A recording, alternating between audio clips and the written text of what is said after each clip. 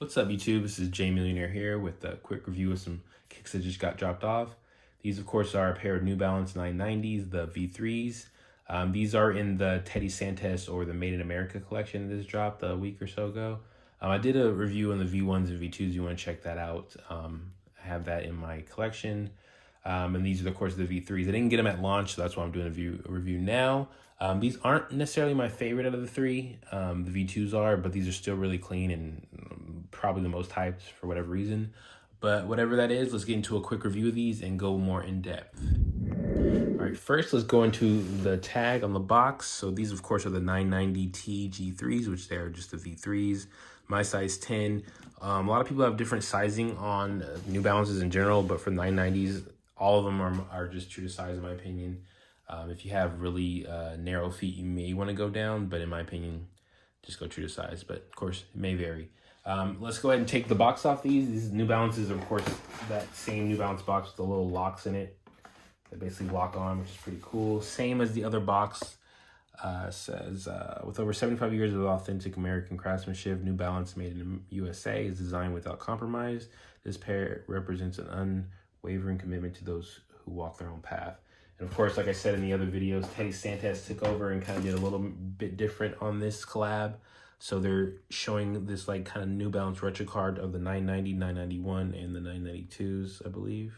Oh, and 93s and 95s. So pretty much all of them in the 99 collection. All right, so that's that. So let's pull the shoes out, like I said. One. And of course, the inside, just like the other ones, with the New Balance paper, nothing special. And of course, just like the other two pairs, these came with the different color laces.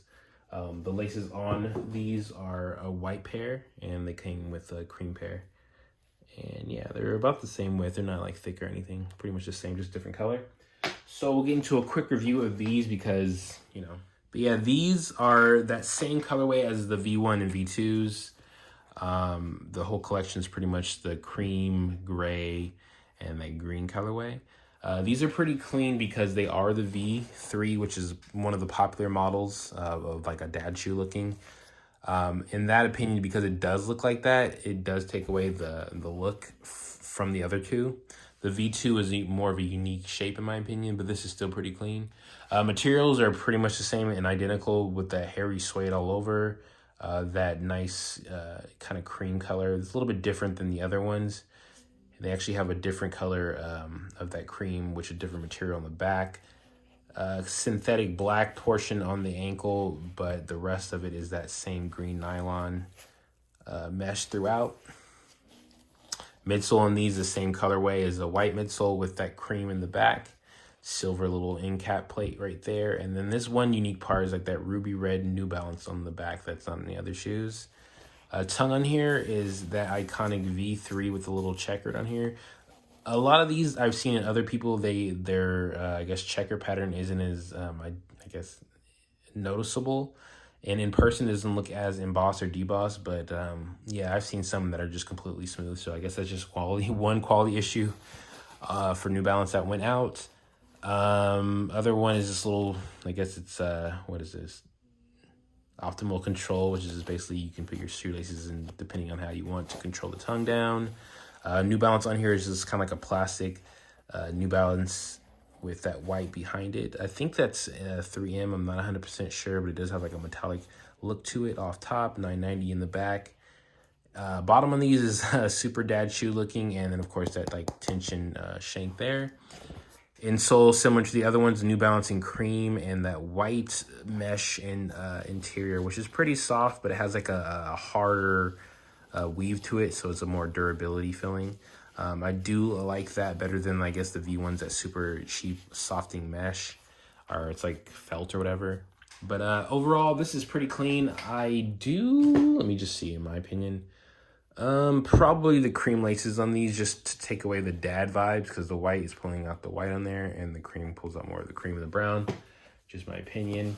But yeah, this is gonna be a short one because like I said, the V1s and the V2s, I've already done a review on them, and everything about the shoe is pretty much similar in terms of colorway. But of course, the only thing different is the model itself. And these are going to be more technology versus the other two, so they might be a little bit more comfortable and a little bit more lightweight. But in my opinion, like I keep saying, the V2s are going to take the cake for me in the way of the color and the way I guess the colorway kind of, optimized it with the cream in certain areas to kind of make it pop more. These are clean, like I said, but not my favorite. A lot of people went crazy over these, and they weren't that, that cheap resale, but I did get them close to retail. But the fact that I had to pay for a New Balance is kind of OD. But yeah, rate, comment, subscribe. Let me know if you got these on the drop or if you went to the other models. Like I said, I just had to get all three to complete the pack, but in my opinion, I would have been okay with just V2s. V1s too, maybe, but V2s are the better ones in my opinion. But yeah, peace.